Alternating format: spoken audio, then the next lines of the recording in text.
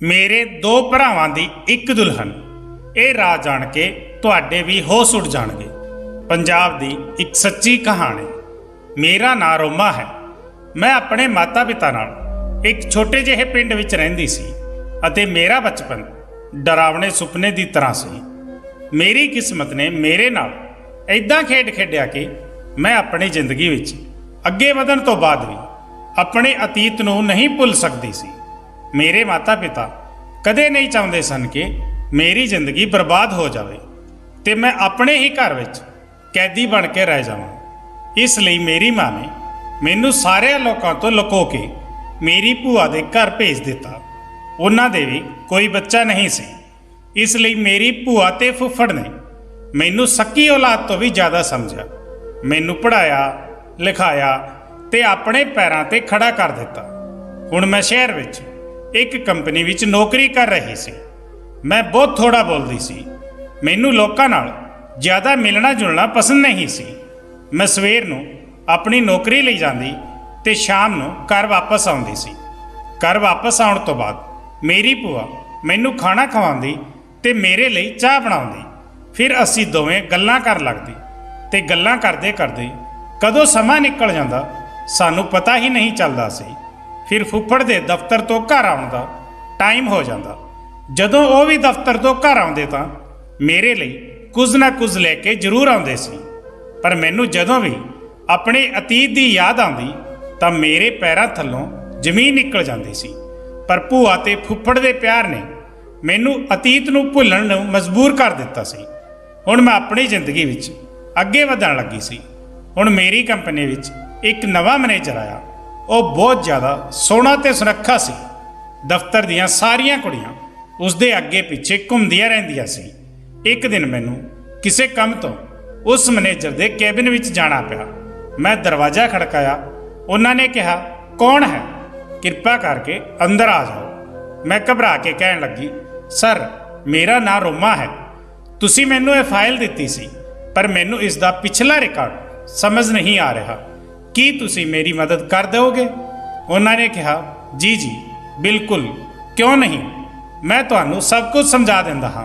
वो फाइल दे के मैनू कम समझाउण लगे ते मैं उन्होंने देखण लगी। मेरी नज़र उन्हां तो हट नहीं रही सी।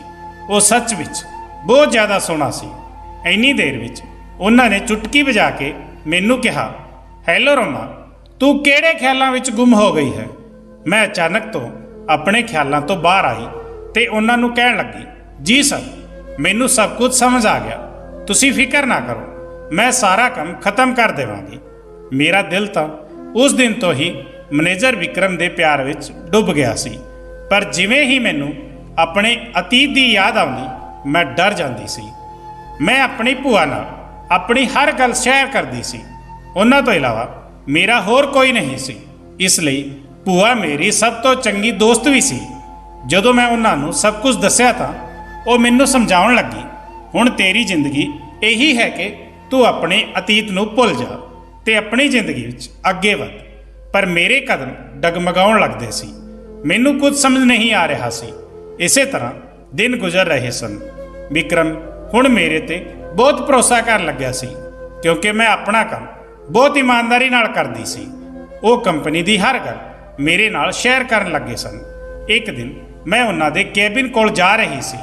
मैं उन्हां नूं देख के हैरान रह गई ते दिल ही दिल विच हस रही सी। उन्हां नूं देख के मेरी नज़र उन्हां ते ही रुक गई।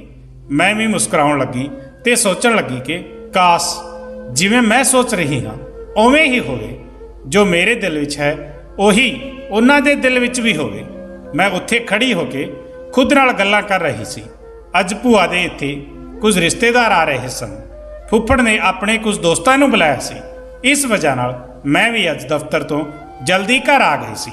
मैं आके देखा तो मेरा मोबाइल नहीं सी। भूआ ने मैनू पूछा, की होया, तू परेशान क्यों है? मैं उन्होंने दस्या कि मेरा मोबाइल नहीं दिख रहा है। तो वो मैनू कहन लगी कि तू फोन करके देख ले। मैं घर के नंबर तो फोन किया तो मेरा फोन किसी होर ने चुकया। आवाज़ सुन के मेरा दिल खुश हो गया। मैं कहा, सर तुसी? विक्रम ने दस्या कि मैं अपना मोबाइल जल्दी विच उन्हां दे कैबिन विच छड्ड आई सी। ਉਹ ਕਹਿਣ ਲੱਗੇ ਕਿ ਮੈਂ ਤੇਰਾ ਮੋਬਾਈਲ ਆਪਣੇ ਕੋਲ ਰੱਖ ਲਿਆ ਹੈ, ਤੂੰ ਕੱਲ ਦਫ਼ਤਰ ਆਵੇਗੀ ਤਾਂ ਲੈ ਲਈ। ਮੈਂ ਕਿਹਾ ਠੀਕ ਹੈ ਸਰ, ਧੰਨਵਾਦ। ਉਹ ਕਹਿਣ ਲੱਗੇ ਕਿ ਇਸ ਵਿੱਚ ਧੰਨਵਾਦ ਵਾਲੀ ਕੋਈ ਗੱਲ ਨਹੀਂ ਹੈ। ਅਗਲੇ ਦਿਨ ਜਦੋਂ ਮੈਂ ਦਫ਼ਤਰ ਵਿੱਚ ਆਪਣਾ ਮੋਬਾਈਲ ਲੈਣ ਸਰ ਦੇ ਕੈਬਿਨ ਵਿੱਚ ਗਈ, ਉਹਨਾਂ ਨੇ ਮੇਰੇ ਹੱਥ ਵਿੱਚ ਮੋਬਾਈਲ ਦੇ ਨਾਲ ਇੱਕ ਚਿੱਠੀ ਵੀ ਦਿੱਤੀ। ਮੈਂ ਇਹ ਦੇਖ ਕੇ ਘਬਰਾ ਗਈ ਤੇ ਜਲਦੀ ਤੋਂ ਉਹਨਾਂ ਦੇ ਕੈਬਿਨ ਤੋਂ ਬਾਹਰ ਆ ਗਈ। ਬਾਹਰ ਆਉਣ ਤੋਂ ਬਾਅਦ ਮੈਂ ਆਪਣੇ ਕੰਮ ਵਿੱਚ ਲੱਗ ਗਈ ਤੇ ਸੋਚਣ ਲੱਗੀ ਕਿ ਪਤਾ ਨਹੀਂ ਇਸ ਚਿੱਠੀ ਵਿੱਚ ਕੀ ਹੈ ਜੋ ਉਹਨਾਂ ਨੇ ਮੈਨੂੰ ਦਿੱਤੀ ਹੈ। ਜਿਵੇਂ ਸ਼ਾਮ ਹੋਈ ਤੇ ਜਦੋਂ ਮੈਂ ਦਫ਼ਤਰ ਤੋਂ ਘਰ ਆਈ ਤਾਂ ਮੈਂ ਕਮਰੇ ਵਿੱਚ ਆ ਕੇ ਉਹ ਚਿੱਠੀ ਪੜ੍ਹੀ। ਉਸ ਨੂੰ ਪੜ੍ਹਨ ਤੋਂ ਬਾਅਦ ਤਾਂ ਮੇਰੇ ਪਸੀਨੇ ਛੁੱਟਣ ਲੱਗੇ। ਮੈਂ ਬਹੁਤ ਘਬਰਾ ਗਈ ਸੀ। ਚਿੱਠੀ ਵਿੱਚ ਤਾਂ ਵਿਕਰਮ ਨੇ ਆਪਣੇ ਪਿਆਰ ਦਾ ਇਜ਼ਹਾਰ ਕੀਤਾ ਸੀ। ਇੱਕ ਪਾਸੇ ਮੈਨੂੰ ਖੁਸ਼ੀ ਹੋ ਰਹੀ ਸੀ ਕਿ ਜਿਵੇਂ ਮੈਂ ਸੋਚਿਆ ਸੀ ਉਵੇਂ ਹੀ ਹੋ ਰਿਹਾ ਸੀ, ਵਿਕਰਮ ਵੀ ਮੈਨੂੰ ਪਸੰਦ ਕਰਦਾ ਸੀ, ਤੇ ਦੂਜੇ ਪਾਸੇ ਮੈਨੂੰ ਆਪਣੇ ਅਤੀਤ ਦਾ ਡਰ ਸੀ। ਇੰਨੀ ਦੇਰ ਵਿੱਚ ਭੂਆ ਉੱਥੇ ਆ ਗਈ।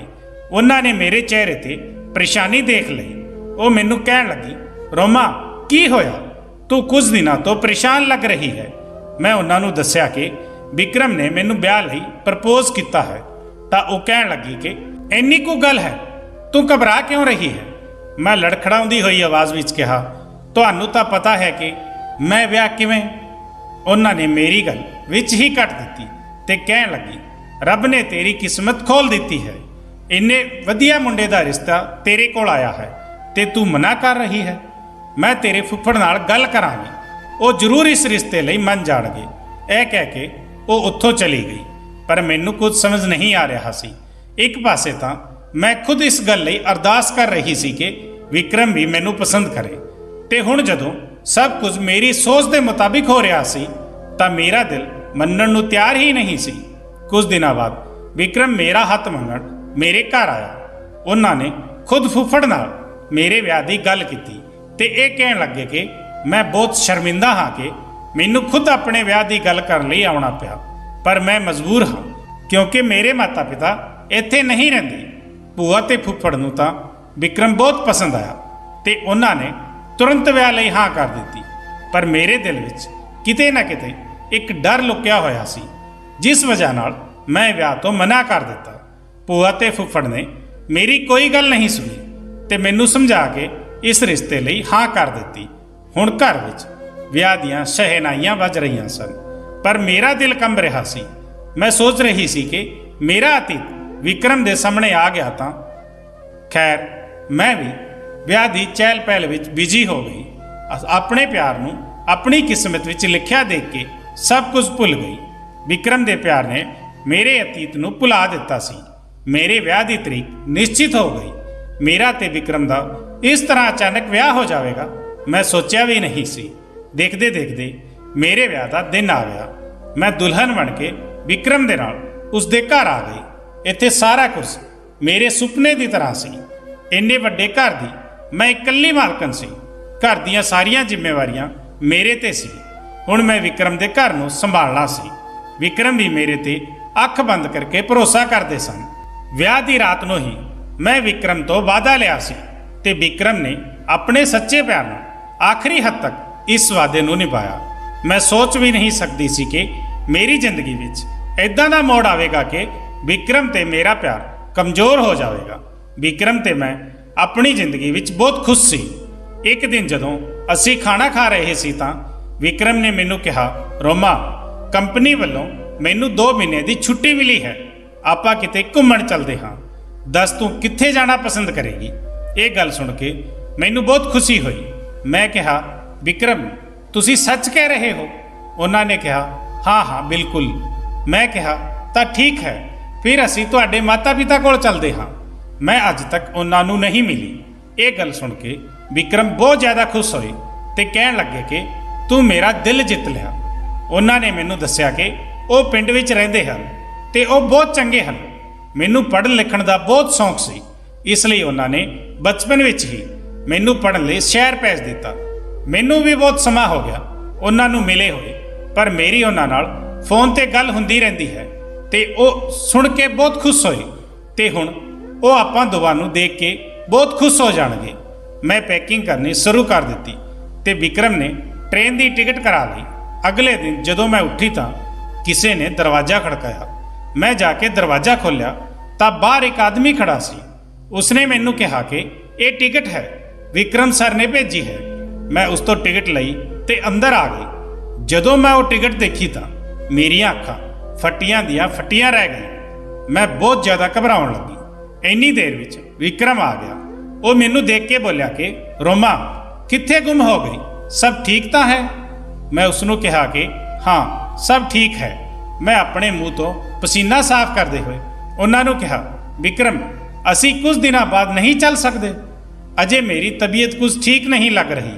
वो मेरे लिए परेशान हो गए तो मैनू कह लगे कि चल असी डॉक्टर कोल चलते हाँ। मैं कहा कि नहीं, बस थोड़ी जी थकावट महसूस हो रही है, आराम करांगी तो ठीक हो जावांगी। विक्रम ने मेरे लिए चाह बनाई तो मैनू दवाई दी। मैं अपने कमरे में जाके आराम कर लगी। मैं सोचां विच पै गई सी। मेरे दिमाग विच हज़ारां सवाल चल रहे सन। मैं अपनी भूआ का नंबर लगाया। हुण मैं सोच रही सी कि विक्रम नूं किवें मना करांगी। आखिर मैं ही उसनूं कहा कि असी तुहाडे माता पिता नूं मिलण चलदे हां। फिर मैं सोचा कि जिवें मैं सोच रही हाँ उवें कुछ नहीं हो सकता, ये सारा मेरा वहम होए। मैं जाण लई पैकिंग शुरू कर दी। विक्रम बहुत ज़्यादा खुश सी, पर मेरा दिल सारे रस्ते परेशान रहा। कुछ समझ नहीं आ रहा सी कि विक्रम नूं किवें दसां कि ये ट्रेन का सफ़र मैनू किस मंजिल तक ले जाएगा। मैनू नहीं पता सी, मैं नहीं जानती सी हुण ये सफ़र कित्थे खत्म होएगा। जिवें ही ट्रेन रुकी ते असी ट्रेन तो उतरे, मेरिया अखां सामने हनेरा छा गया ते मैनू चक्कर आउण लगे। विक्रम ने मैनू संभालिया ते उत्थे ही स्टेशन ते बिठा दिता। उसने मैनू जूस पिलाया ते कह लगे, तेरी तबीयत सच्ची ठीक नहीं है, मैनू तेरी गल मन लैनी चाहिए सी ते कुछ दिन रुक जाना चाहिए सी, पर फिर मैनू छुट्टी नहीं मिल पाउंदी। मैं कहा इदां दी कोई गल नहीं है, मैं ठीक हाँ। मैं बहुत मुश्किल नाल खुद नूं संभालिया। मैं ते विक्रम स्टेशन तो पिंड वल चल पई। मेरा दिल जोर जोर नाल धड़क रहा सी, मन्नो जिवें मेरे कदम अगे वधण नूं तैयार ही नहीं सन। जिवें जिवें असी विक्रम दे घर वल जा रहे सी, मेरा दिल बहुत बेचैन हो रहा सी। असी जिवें ही उन्हां दे घर दे दरवाजे ते पहुंचे, डर दे मारे मेरे पसीने छुट्टण लगे। पता नहीं मेरी किस्मत मेरे नाल की खेड रही सी। मैनू कुछ समझ नहीं आ रहा सी। जिवें ही घर का दरवाजा खुलिया, मेरे रोंगटे खड़े हो गए। अंदर एक बूढ़ा आदमी सी जो विक्रम दे पिता जी सन। मैं जल्दी नाल अपना घुंड कढ़ लिया ते खंघण का नाटक कर लगी। विक्रम ने मैनू पूछा की होया। मैं कहा कि कुछ नहीं, असल विच मैनू बचपन तो ही धूड़ मिट्टी तो एलर्जी है ते इत्थे पिंड विच धूड़ मिट्टी बहुत ज़्यादा है, इसलिए मैनू इत्थे अपना मुँह ढक के रखना पड़ेगा। विक्रम बोलिया चल ठीक है, अंदर आ जाओ। विक्रम अपने पिता नूं मिल के बहुत खुश सी। उन्होंने उसनूं गल लाया ते प्यार कर लगे। अंदर एक बुढ़ी औरत सी जो कि विक्रम दी माँ सी। उन्होंने देख के मैं हैरान रह गई। मैं अपना मुँह चंगे तरीके नाल ढक रहा। विक्रम ने सारिਆਂ ਨੂੰ मेरी एलर्जी बारे दस दिता। विक्रम दी भैन मैनू घूर घूर के देख रही सी ते मैनू अजीब तरीके नाल कहण लगी, की लगता है भाभी तो बहुत सुंदर है, इस वजह नाल वो अपना मुँह नहीं दिखाना चाहती। इस गल ते सारे लोग हसन लगे। फिर वो कहण लगी मैं तो मजाक कर रही सी। फिर असी सारिਆਂ ने मिल के खाना खाया। विक्रम सालों बाद अपने घर वालिਆਂ ਨੂੰ मिल के बहुत खुश हो रहे सन, पर मैं घबराई ते डरी हुई सी। खाने की टेबल ते सारे लोग हासा मजाक कर रहे सन। इन्ने विच ही विक्रम ने पूछा राजीव कित्थे है। जदों तो मैं आया हाँ वो नज़र नहीं आ रहा। ये सुन के मैनू सदमा लग्या ते मेरे हत्थ विचों खाने की प्लेट छुट के डिग गई। मैनू देखते ही विक्रम की भैन बोली, लगता है भाभी अपने दिओर का नाम सुन के चौंक गई। विक्रम कहन लग्या बस कर रीमा, जदों तो तेरी भाभी आई है तू इस दे पीछे ही पै गई है। वो कहन लगी कि मैं तो सिर्फ मजाक कर रही सी। विक्रम के पिता ने दस्या कि राजीव कुछ कम लई पिंड तो बाहर गया है, उसका विआह हो गया है, कुछ दिनों विच वो वापस आ जाएगा। अपनी पत्नी को भी नाल लैके गया है ताकि उसकी भी थोड़ी जी सैर हो जाए। खाना खाने तो बाद मैं कमरे में आ गई तो अपने चेहरे तो अपना घुंड हटा दिता। अपने आप को शीशे में देखने लगी। मेरे दिमाग में बहुत सारे सवाल आ रहे सन। ਮੇਰੇ ਅੰਦਰ ਅਜੀਬ ਜਿਹੀ ਬੇਚੈਨੀ ਹੋ ਰਹੀ ਸੀ। ਇੰਨੀ ਦੇਰ ਵਿੱਚ ਕਿਸੇ ਨੇ ਦਰਵਾਜ਼ਾ ਖੜਕਾਇਆ। ਮੈਂ ਜਲਦੀ ਨਾਲ ਆਪਣਾ ਕੁੰਡ ਕੱਢ ਲਿਆ। ਦਰਵਾਜ਼ੇ ਤੇ ਵਿਕਰਮ ਸੀ। ਉਹ ਮੈਨੂੰ ਆਪਣੇ ਘਰ ਵਾਲਿਆਂ ਬਾਰੇ ਦੱਸਣ ਲੱਗਿਆ। ਘਰ ਵਾਲਿਆਂ ਨੂੰ ਮਿਲ ਕੇ ਉਹ ਬਹੁਤ ਖੁਸ਼ ਲੱਗ ਰਿਹਾ ਸੀ। ਪਤਾ ਨਹੀਂ ਮੇਰੀ ਕਿਸਮਤ ਵਿੱਚ ਅੱਗੇ ਕੀ ਲਿਖਿਆ ਸੀ। ਮੈਂ ਉਸ ਨੂੰ ਕੁਝ ਦੱਸ ਵੀ ਨਹੀਂ ਸਕਦੀ ਸੀ, ਕਿਉਂਕਿ ਮੈਂ ਵਿਕਰਮ ਨੂੰ ਖੋਣ ਤੋਂ ਡਰਦੀ ਸੀ। ਮੈਂ ਸੋਚ ਰਹੀ ਸੀ ਕਿ ਵਿਕਰਮ ਸਭ ਜਾਣਨ ਤੋਂ ਬਾਅਦ ਕਿਤੇ ਮੈਨੂੰ ਛੱਡ ਨਾ ਦੇਵੇ। ਮੈਂ ਜ਼ਿਆਦਾਤਰ ਆਪਣੇ ਕਮਰੇ ਵਿੱਚ ਹੀ ਰਹਿੰਦੀ ਸੀ ਤੇ ਸਭ ਨੂੰ ਖੰਘ ਕੇ ਦਿਖਾਉਂਦੀ ਸੀ ਤਾਂ ਕਿ ਕੋਈ ਮੇਰਾ ਮੂੰਹ ਦੇਖਣ ਦੀ ਜਿੱਦ ਨਾ ਕਰੇ। ਰਾਜੀਵ ਵੀ ਅੱਜ ਵਾਪਸ ਆਉਣ ਵਾਲਾ ਸੀ। ਇਹ ਸੋਚ ਕੇ ਮੇਰਾ ਦਿਲ ਘਬਰਾ ਰਿਹਾ ਸੀ। ਮੈਂ ਸਦਮੇ ਵਿੱਚ ਸੀ। ਮੈਂ ਆਪਣੇ ਬੁਰੇ ਅਤੀਤ ਬਾਰੇ ਸੋਚ ਰਹੀ ਸੀ। ਮੈਂ ਦਿਲ ਹੀ ਦਿਲ ਵਿੱਚ ਉਲਝਣ ਵਿੱਚ ਪੈ ਰਹੀ ਸੀ। ਪਰ ਜਦੋਂ ਤੋਂ ਮੈਂ ਇਸ ਘਰ ਵਿੱਚ ਆਈ ਸੀ, ਮੈਨੂੰ ਮੇਰੀ ਨਨਾਣ ਦਾ ਵਰਤਾਅ ਬਹੁਤ ਅਜੀਬ ਲੱਗ ਰਿਹਾ ਸੀ। ਉਹ ਹਮੇਸ਼ਾ ਹੀ ਕੁਝ ਨਾ ਕੁਝ ਕਹਿੰਦੀ ਰਹਿੰਦੀ ਸੀ ਤੇ ਫਿਰ ਮਜ਼ਾਕ ਦਾ ਬਹਾਨਾ ਬਣਾ ਦਿੰਦੀ। ਜਦੋਂ ਰਾਜੀਵ ਦੇ ਆਉਣ ਦਾ ਸਮਾਂ ਹੋਇਆ ਤਾਂ ਮੈਂ ਬੁਖਾਰ ਦਾ ਬਹਾਨਾ ਬਣਾ ਕੇ ਆਪਣੇ ਕਮਰੇ ਵਿੱਚ ਕੰਬਲ ਲੈ ਕੇ ਲੇਟ ਗਈ। ਸਾਰੇ ਲੋਕ ਬਹੁਤ ਖੁਸ਼ ਸੀ। ਰਾਜੀਵ ਤੇ ਉਸ ਦੀ ਪਤਨੀ ਘਰ ਆ ਗਏ ਸਨ। ਉਹ ਸਭ ਨੂੰ ਮਿਲੇ। ਵਿਕਰਮ ਨੇ ਉਸ ਨੂੰ ਮੇਰੇ ਬਾਰੇ ਦੱਸਿਆ। ਉਹ ਤੇ ਉਸ ਦੀ ਪਤਨੀ ਮੇਰੇ ਕਮਰੇ ਵਿੱਚ ਆਏ, ਪਰ ਮੈਂ ਕੰਬਲ ਲੈ ਕੇ ਪਈ ਰਹੀ ਤੇ ਸੌਣ ਦਾ ਨਾਟਕ ਕਰਨ ਲੱਗੀ। ਵਿਕਰਮ ਨੇ ਕਿਹਾ ਉਸ ਦੀ ਤਬੀਅਤ ਬਹੁਤ ਜ਼ਿਆਦਾ ਖਰਾਬ ਹੈ, ਕੱਲ ਹੀ ਮੈਂ ਇਸ ਨੂੰ ਡਾਕਟਰ ਕੋਲ ਲੈ ਜਾਵਾਂਗਾ। ਰਾਜੀਵ ਨੇ ਕਿਹਾ ਕਿ ਕੋਈ ਗੱਲ ਨਹੀਂ, ਤੁਸੀਂ ਭਾਬੀ ਨੂੰ ਆਰਾਮ ਕਰਨ ਦਿਓ, ਅਸੀਂ ਭਾਬੀ ਨੂੰ ਬਾਅਦ ਵਿੱਚ ਮਿਲ ਲਵਾਂਗੇ। ਜਿਵੇਂ ਆਪਣੇ ਮੂੰਹ ਤੇ ਮਾਸਕ ਲਗਾ ਕੇ ਇੱਥੇ ਰਹਿ ਰਹੀ ਸੀ, ਪਰ ਰਾਜੀਵ ਦੇ ਸਾਹਮਣੇ ਆਉਣ ਤੋਂ ਮੈਨੂੰ ਡਰ ਲੱਗਦਾ ਸੀ। ਜਦੋਂ ਉਹ ਘਰ ਵਿੱਚ ਨਹੀਂ ਹੁੰਦਾ ਸੀ ਤਾਂ ਮੈਂ ਆਪਣਾ ਮੂੰਹ ਢੱਕ ਕੇ ਸਾਰੇ ਪਰਿਵਾਰ ਦੇ ਨਾਲ ਰਹਿੰਦੀ ਸੀ, ਪਰ ਉਸ ਦੇ ਆਉਣ ਤੋਂ ਪਹਿਲਾਂ ਹੀ ਮੈਂ ਆਪਣੇ ਕਮਰੇ ਵਿੱਚ ਚਲੀ ਜਾਂਦੀ। ਮੈਂ ਆਪਣੇ ਕਮਰੇ ਵਿੱਚ ਬੈਠੀ ਆਪਣੀ ਜ਼ਿੰਦਗੀ ਦੇ ਖਤਰਨਾਕ ਅਤੀਤ ਬਾਰੇ ਸੋਚ ਰਹੀ ਸੀ ਅਤੇ ਦੂਜੇ ਪਾਸੇ ਮੈਂ ਸੋਚ ਰਹੀ ਸੀ ਕਿ ਰਾਜੀਵ ਦੀ ਪਤਨੀ ਕਿੰਨੀ ਸੋਹਣੀ ਹੈ ਤੇ ਸੁਭਾਅ ਦੀ ਵੀ ਬਹੁਤ ਚੰਗੀ ਹੈ। ਅਚਾਨਕ ਮੇਰੀ ਨਨਾਣ ਮੇਰੇ ਕਮਰੇ ਵਿੱਚ ਆ ਗਈ। ਮੈਂ ਜਲਦੀ ਨਾਲ ਆਪਣਾ ਮੂੰਹ ਲੁਕੋਇਆ ਤੇ ਖੰਘਣ ਲੱਗੀ। ਉਹ ਕਹਿਣ ਲੱਗੀ ਕਿ ਤੁਹਾਨੂੰ ਡਰ ਹੈ ਕਿ ਰਾਜੀਵ ਭਾਈ ਦੀ ਪਤਨੀ ਤੁਹਾਡੇ ਤੋਂ ਜ਼ਿਆਦਾ ਸੋਹਣੀ ਹੈ, ਇਸ ਲਈ ਸ਼ਾਇਦ ਤੁਸੀਂ ਆਪਣਾ ਮੂੰਹ ਨਹੀਂ ਦਿਖਾਉਂਦੇ। ਪਤਾ ਨਹੀਂ ਉਹ ਮੇਰੇ ਨਾਲ ਇਸ ਤਰੀਕੇ ਦੀ ਗੱਲ ਕਿਉਂ ਕਰਦੀ ਰਹਿੰਦੀ ਸੀ। ਮੈਂ ਉਸ ਨੂੰ ਕਿਹਾ ਐਦਾਂ ਦੀ ਕੋਈ ਗੱਲ ਨਹੀਂ ਹੈ, ਕੁਝ ਦਿਨਾਂ ਵਿੱਚ ਮੇਰੀ ਦਵਾਈ ਦਾ ਕੋਰਸ ਖਤਮ ਹੋ ਜਾਵੇਗਾ ਤੇ ਮੇਰੀ ਐਲਰਜੀ ਵੀ ਖਤਮ ਹੋ ਜਾਵੇਗੀ, ਫਿਰ ਮੈਂ ਆਪਣਾ ਮੂੰਹ ਢੱਕਣਾ ਬੰਦ ਕਰ ਦੇਵਾਂਗੀ। ਹੁਣ ਤਾਂ ਮੈਂ ਉਸ ਨੂੰ ਇਹ ਗੱਲ ਕਹਿ ਕੇ ਟਾਲ ਦਿੱਤਾ ਸੀ, ਪਰ ਉਸ ਦੀਆਂ ਗੱਲਾਂ ਨੇ ਮੈਨੂੰ ਸੋਚ ਵਿੱਚ ਪਾ ਰੱਖਿਆ ਸੀ। ਮੈਂ ਸੋਚ ਰਹੀ ਸੀ ਕਿ ਉਸ ਨੂੰ ਮੇਰੀ ਸੱਚਾਈ ਦਾ ਪਤਾ ਚੱਲ ਤਾਂ ਨਹੀਂ ਗਿਆ। ਇੰਨੇ ਵਿੱਚ ਵਿਕਰਮ ਆ ਗਿਆ ਤੇ ਮੈਨੂੰ ਪੁੱਛਣ ਲੱਗਿਆ ਤੇਰੀ ਤਬੀਅਤ ਕਿਵੇਂ ਹੈ। ਮੈਂ ਕਿਹਾ ਹੁਣ ਠੀਕ ਹੈ, ਬਸ ਕੁਝ ਦਿਨਾਂ ਦੀ ਗੱਲ ਹੈ, ਫਿਰ ਮੇਰੀ ਐਲਰਜੀ ਠੀਕ ਹੋ ਜਾਵੇਗੀ। ਉਹ ਮੈਨੂੰ ਬਹੁਤ ਜ਼ਿਆਦਾ ਪਿਆਰ ਕਰਦਾ ਸੀ, ਇਸ ਲਈ ਮੇਰੀ ਹਰ ਗੱਲ ਅੱਖ ਬੰਦ ਕਰਕੇ ਮੰਨ ਲੈਂਦਾ ਸੀ। ਇੱਕ ਦਿਨ ਵਿਕਰਮ ਮੈਨੂੰ ਕਹਿਣ ਲੱਗਿਆ ਰਾਜੀਵ ਮੈਨੂੰ ਸ਼ਿਕਾਇਤ ਕਰ ਰਿਹਾ ਸੀ। ਉਹ ਮੈਨੂੰ ਕਹਿ ਰਿਹਾ ਸੀ ਕਿ ਤੂੰ ਬਹੁਤ ਅਜੀਬ ਹੈ, ਆਪਣੀ ਪਤਨੀ ਨੂੰ ਆਪਣੇ ਭਰਾ ਨਾਲ ਅਜੇ ਤੱਕ ਨਹੀਂ ਮਿਲਵਾਇਆ। ਉਸ ਦੀ ਇਹ ਗੱਲ ਸੁਣ ਕੇ ਮੈਂ ਹੋਰ ਜ਼ਿਆਦਾ ਡਰ ਲੱਗੀ ਸੀ। ਮੈਂ ਭੂਆ ਦਾ ਨੰਬਰ ਲਗਾਇਆ, ਪਰ ਉਹਨਾਂ ਦਾ ਨੰਬਰ ਨਹੀਂ ਲੱਗ ਰਿਹਾ ਸੀ ਤੇ ਮੈਂ ਬਹੁਤ ਜ਼ਿਆਦਾ ਪਰੇਸ਼ਾਨ ਹੋ ਗਈ। ਮੇਰੇ ਅਤੀਤ ਦਾ ਇਉਂ ਅਚਾਨਕ ਮੇਰੇ ਸਾਹਮਣੇ ਆ ਜਾਣਾ ਕਿਸਮਤ ਦਾ ਕਿਹੜਾ ਖੇਡ ਸੀ। ਮੇਰੀ ਸਮਝ ਵਿੱਚ ਕੁਝ ਨਹੀਂ ਆ ਰਿਹਾ ਸੀ।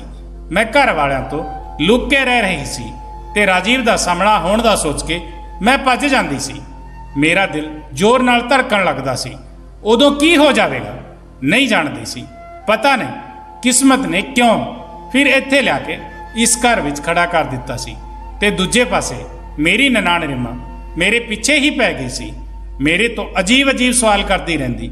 ਉਹ ਮੇਰੀ ਸੱਚਾਈ ਸਭ ਦੇ ਸਾਹਮਣੇ ਲਿਆਉਣਾ ਚਾਹੁੰਦੀ ਸੀ, ਜਾਂ ਫਿਰ ਮੇਰੇ ਬਾਰੇ ਵਿੱਚ ਸਭ ਕੁਝ ਜਾਣਦੀ ਸੀ, ਜਾਂ ਜਾਣ ਬੁੱਝ ਕੇ ਉਹ ਮੈਨੂੰ ਪਰੇਸ਼ਾਨ ਕਰਦੀ ਸੀ।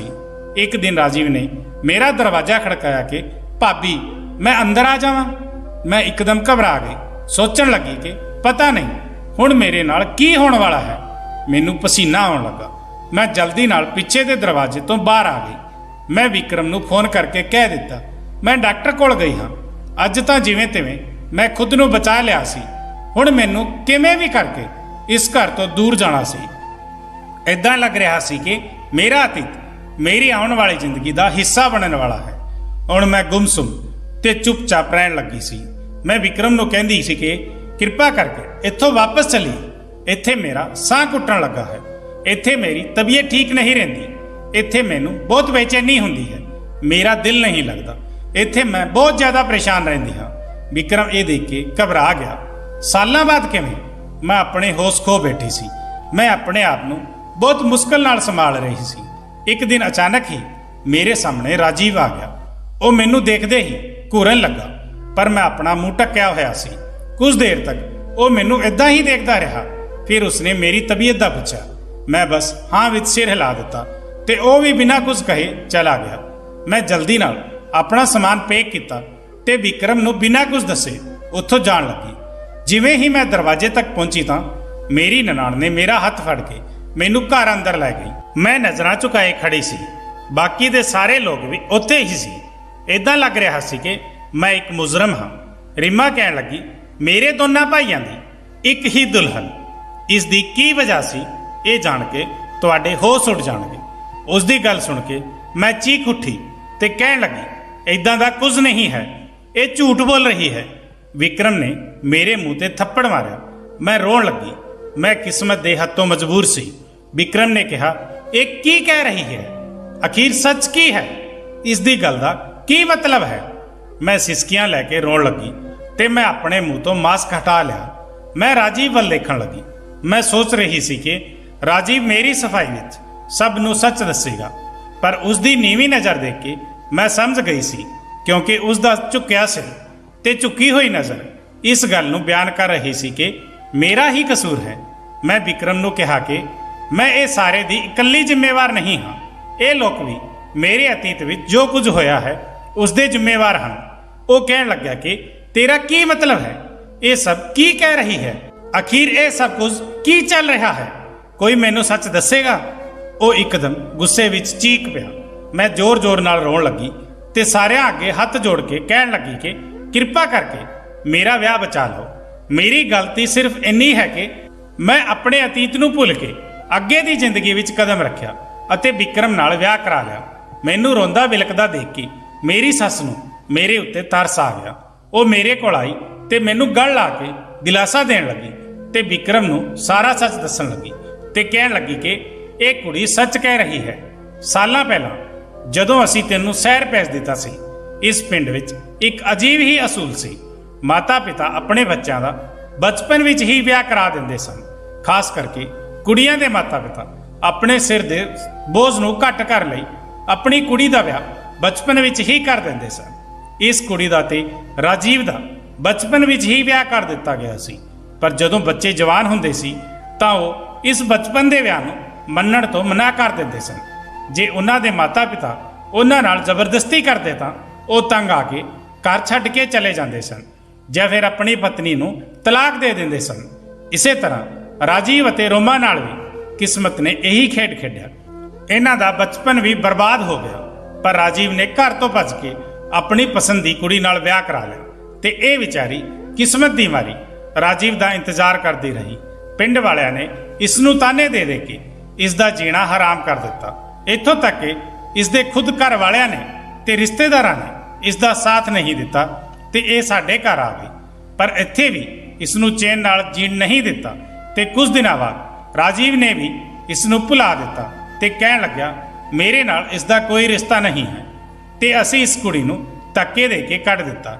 ਇਹ ਵਿਚਾਰੀ ਥਾਂ-ਥਾਂ ਠੋਕਰ ਖਾਂਦੀ ਰਹੀ। ਫਿਰ ਮੈਂ ਵਿਕਰਮ ਨੂੰ ਅੱਗੇ ਦਾ ਸੱਚ ਦੱਸਿਆ ਕਿ ਉਸ ਦੇ ਬਾਅਦ ਮੇਰੀ ਮਾਂ ਨੇ ਮੈਨੂੰ ਭੂਆ ਕੋਲ ਸ਼ਹਿਰ ਭੇਜ ਦਿੱਤਾ ਤੇ ਮੈਨੂੰ ਆਪਣੀ ਕਸਮ ਦਿੱਤੀ ਕਿ ਮੈਂ ਆਪਣੇ ਅਤੀਤ ਨੂੰ ਭੁੱਲ ਕੇ ਆਪਣੀ ਜ਼ਿੰਦਗੀ ਵਿੱਚ ਅੱਗੇ ਵਧ ਜਾਵਾਂ ਤੇ ਕਦੇ ਵੀ ਇਸ ਸੱਚ ਨੂੰ ਕਿਸੇ ਸਾਹਮਣੇ ਨਹੀਂ ਦੱਸਾਂਗੀ।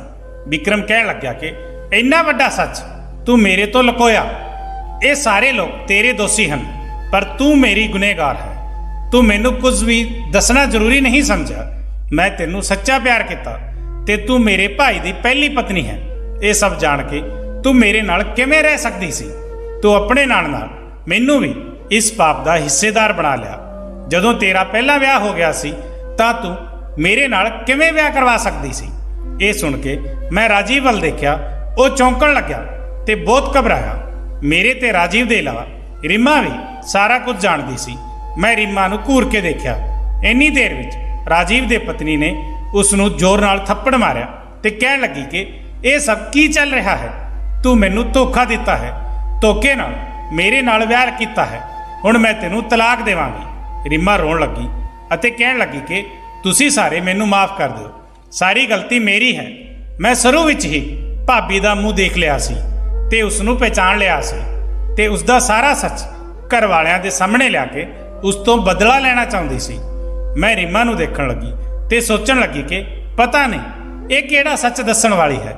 ਉਹ ਕਹਿਣ ਲੱਗੀ ਕਿ ਰੋਮਾ ਦਾ ਭਾਈ ਤੇ ਮੈਂ ਇੱਕ ਦੂਜੇ ਨੂੰ ਬਹੁਤ ਪਿਆਰ ਕਰਦੇ ਸੀ ਤੇ ਵਿਆਹ ਕਰਨਾ ਚਾਹੁੰਦੇ ਸੀ, ਪਰ ਰਾਜੀਵ ਤੇ ਰੋਮਾ ਦੇ ਵਿਆਹ ਨੇ ਸਭ ਕੁਝ ਬਰਬਾਦ ਕਰਕੇ ਰੱਖ ਦਿੱਤਾ। ਇਹਨਾਂ ਦੋਨਾਂ ਦੀ ਵਜ੍ਹਾ ਨਾਲ ਸਾਡਾ ਵਿਆਹ ਨਹੀਂ ਹੋ ਸਕਿਆ। ਉਸ ਸਮੇਂ ਮੈਂ ਸੋਚ ਲਿਆ ਸੀ ਕਿ ਮੈਂ ਇਸ ਤੋਂ ਬਦਲਾ ਲੈ ਕੇ ਹੀ ਰਹਾਂਗੀ। ਜਦੋਂ ਮੈਂ ਇਸ ਨੂੰ ਪਹਿਲੀ ਵਾਰ ਦੇਖਿਆ ਤਾਂ ਮੇਰੇ ਦਿਲ ਵਿੱਚ ਸਾਲਾਂ ਪੁਰਾਣੀ ਨਫ਼ਰਤ ਜਾਗ ਪਈ। ਮੈਂ ਸੋਚ ਲਿਆ ਸੀ ਕਿ ਮੈਂ ਇਸ ਤੋਂ ਬਦਲਾ ਲੈ ਕੇ ਰਹਾਂਗੀ, ਪਰ ਮੈਨੂੰ ਨਹੀਂ ਪਤਾ ਸੀ ਕਿ ਮੇਰੀ ਇਸ ਇੱਕ ਗਲਤੀ ਨਾਲ ਬਹੁਤ ਸਾਰੇ ਲੋਕਾਂ ਦੀ ਜ਼ਿੰਦਗੀ ਬਰਬਾਦ ਹੋ ਜਾਵੇਗੀ। ਕਿਰਪਾ ਕਰਕੇ ਤੁਸੀਂ ਸਾਰੇ ਮੈਨੂੰ ਮਾਫ ਕਰ ਦਿਓ। ਉਹ ਰਾਜੀਵ ਤੇ ਚੀਕਣ ਲੱਗੀ ਤੇ ਉਸ ਨੂੰ ਕਹਿਣ ਲੱਗੀ, ਰਾਜੀਵ ਸੱਚ ਦੱਸ, ਤੇਰੀ ਤੇ ਵਿਕਰਮ ਦੀ ਨਹੀਂ ਤਾਂ ਇਹਨਾਂ ਦੋਨਾਂ ਮਾਸੂਮ ਕੁੜੀਆਂ ਦੀ ਜ਼ਿੰਦਗੀ ਬਰਬਾਦ ਹੋ ਜਾਵੇਗੀ। ਜੇ ਤੂੰ ਅੱਜ ਸਾਰਿਆਂ ਨੂੰ ਸੱਚ ਨਹੀਂ ਦੱਸਿਆ ਤਾਂ ਸਭ ਬਰਬਾਦ ਹੋ ਜਾਵੇਗਾ। ਮੇਰੀ ਨਜ਼ਰ ਰਾਜੀਵ ਤੇ ਟਿਕੀ ਹੋਈ ਸੀ। ਉਸਦੇ ਮਾਤਾ ਪਿਤਾ ਵੀ ਬਹੁਤ ਜ਼ਿਆਦਾ ਸ਼ਰਮਿੰਦਾ ਸਨ। ਰਾਜੀਵ ਦੀ ਪਤਨੀ ਵੀ ਉਸ ਨੂੰ ਫੜ ਕੇ ਝੰਜੋੜ ਰਹੀ ਸੀ। ਇੰਨੀ ਦੇਰ ਵਿੱਚ ਮੈਂ ਚੱਕਰ ਖਾ ਕੇ ਜ਼ਮੀਨ ਤੇ ਗਿਰ ਗਈ ਤੇ ਬੇਹੋਸ਼ ਹੋ ਗਈ। ਜਦੋਂ ਹੋਸ਼ ਆਇਆ ਤਾਂ ਮੈਨੂੰ ਡਾਕਟਰ ਦੀ ਆਵਾਜ਼ ਆਈ। ਉਹ ਸਭ ਨੂੰ ਦੱਸ ਰਹੀ ਸੀ ਕਿ ਤੁਸੀਂ ਸਾਰੇ ਇਸ ਦਾ ਬਹੁਤ ਜ਼ਿਆਦਾ ਧਿਆਨ ਰੱਖੋ, ਇਹ ਮਾਂ ਬਣਨ ਵਾਲੀ ਹੈ। ਮੇਰੀ ਅੱਖ ਖੁੱਲ ਗਈ ਤੇ ਇਹ ਸੁਣ ਕੇ ਮੇਰੀ ਹਾਲਤ ਹੋਰ ਜ਼ਿਆਦਾ ਖਰਾਬ ਹੋਣ ਲੱਗੀ। ਰੀਮਾ ਤੇ ਵਿਕਰਮ ਦੀ ਮਾਂ ਮੈਨੂੰ ਸੰਭਾਲਣ ਲੱਗੀ। ਵਿਕਰਮ ਵੀ ਆਪਣਾ ਸਿਰ ਫੜ ਕੇ ਬੈਠ ਗਿਆ। ਇਦਾਂ ਲੱਗ ਰਿਹਾ ਸੀ ਜਿਵੇਂ ਆਸਮਾਨ ਟੁੱਟ ਪਿਆ ਹੋਵੇ। ਇੱਕ ਕੁੜੀ ਦੋ ਭਾਈਆਂ ਦੀ ਪਤਨੀ ਕਿਵੇਂ ਹੋ ਸਕਦੀ ਹੈ?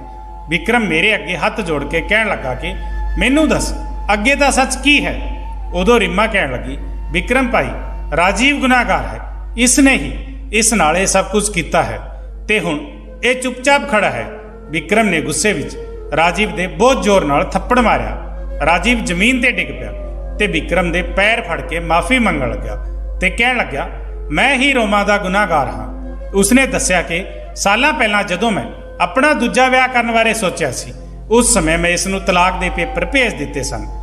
ਹੁਣ ਇਹ ਮੇਰੀ ਪਤਨੀ ਨਹੀਂ ਹੈ, ਇਹ ਤੁਹਾਡੀ ਪਤਨੀ ਹੈ ਤੇ ਇਹ ਬੱਚਾ ਵੀ ਤੁਹਾਡਾ ਹੀ ਹੈ। ਬਸ ਕਿਸਮਤ ਨੇ ਮੇਰੇ ਨਾਲ ਇਹ ਖੇਡ ਖੇਡਿਆ ਹੈ। ਮੈਨੂੰ ਤੇ ਰੋਮਾ ਨੂੰ ਇਸ ਪਾਪ ਤੋਂ ਬਚਾ ਲਿਆ।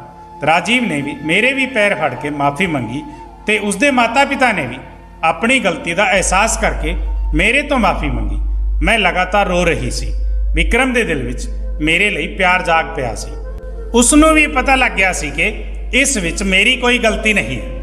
ਮੈਂ ਤਾਂ ਸਿਰਫ ਆਪਣੀ ਮਾਂ ਦੀ ਕਸਮ ਦੀ ਖਾਤਰ ਸਭ ਕੁਝ ਲੁਕਾਇਆ ਸੀ। ਮੇਰੇ ਤੇ ਰਾਜੀਵ ਵਿਚਾਲੇ ਕੁਝ ਵੀ ਰਿਸ਼ਤਾ ਬਾਕੀ ਨਹੀਂ ਸੀ।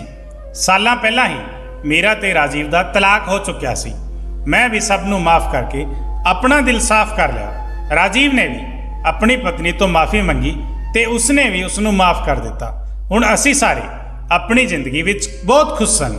ਕੁਝ ਮਹੀਨੇ ਬਾਅਦ ਹੀ ਅਸੀਂ ਸਾਰੇ ਸ਼ਹਿਰ ਆ ਗਏ। ਅਸੀਂ ਸਾਰੇ ਲੋਕ ਖੁਸ਼ੀ-ਖੁਸ਼ੀ ਰਹਿਣ ਲੱਗੇ ਸੀ। ਮੈਂ ਇੱਕ ਧੀ ਨੂੰ ਜਨਮ ਦਿੱਤਾ। ਰਾਜੀਵ ਦੇ ਘਰ ਵਿੱਚ ਵੀ ਇੱਕ ਮੁੰਡਾ ਪੈਦਾ ਹੋਇਆ ਸੀ।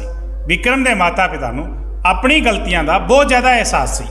ਇਸ ਲਈ ਉਹਨਾਂ ਨੇ ਸੋਚਿਆ ਕਿ ਉਹ ਆਪਣੇ ਪੋਤਾ ਪੋਤੀ ਨੂੰ ਪੜ੍ਹਾ ਲਿਖਾ ਕੇ ਪਿੰਡ ਦੇ ਰੀਤੀ ਰਿਵਾਜ ਤੋਂ ਦੂਰ ਹੀ ਰੱਖਣਗੇ ਤੇ ਜੇ ਹੋ ਸਕਿਆ ਤਾਂ ਪਿੰਡ ਦੇ ਇਸ ਰੀਤੀ ਰਿਵਾਜ ਨੂੰ ਖਤਮ ਕਰ ਦੇਣਗੇ ਤਾਂ ਕਿ ਆਉਣ ਵਾਲੇ ਬੱਚਿਆਂ ਦੀਆਂ ਜ਼ਿੰਦਗੀਆਂ ਬਰਬਾਦ ਨਾ ਹੋ ਸਕਣ। ਤੇ ਇਦਾਂ ਹੀ ਹੋਇਆ। ਵਿਕਰਮ ਨੇ ਆਪਣੇ ਪਿੰਡ ਜਾ ਕੇ ਸਾਰਿਆਂ ਨੂੰ ਸਮਝਾਇਆ ਤੇ ਇਸ ਰਿਵਾਜ ਨੂੰ ਖਤਮ ਕਰ ਦਿੱਤਾ ਤੇ ਆਉਣ ਵਾਲੀਆਂ ਨਸਲਾਂ ਦੀਆਂ ਜ਼ਿੰਦਗੀਆਂ ਨੂੰ ਖਤਮ ਹੋਣ ਤੋਂ ਬਚਾ ਲਿਆ।